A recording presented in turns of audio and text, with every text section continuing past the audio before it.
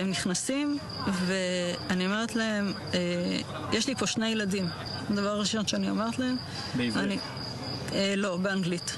הם מסתכלים ואז אחד אומר לי באנגלית, אל תדאגי, אני מוסלמי, אנחנו לא נפגע בכם.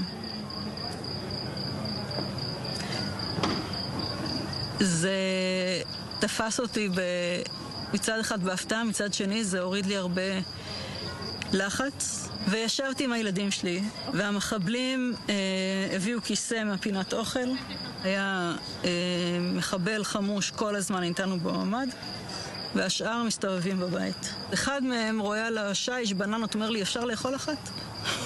אמרתי לו, כן, אתה יכול לאכול אחת. מה הילדים אומרים? הגדול קצת יותר נלחץ, הקטנה לא ממש הזיז לה, הייתה עסוקה בטאבלט שלה. הם היו אצלי בערך 2 שעתיים. בסוף השעתיים האלה, אחד מהם סוגר לי את דלת הממ"ד, והם יוצאים. זהו. וזהו.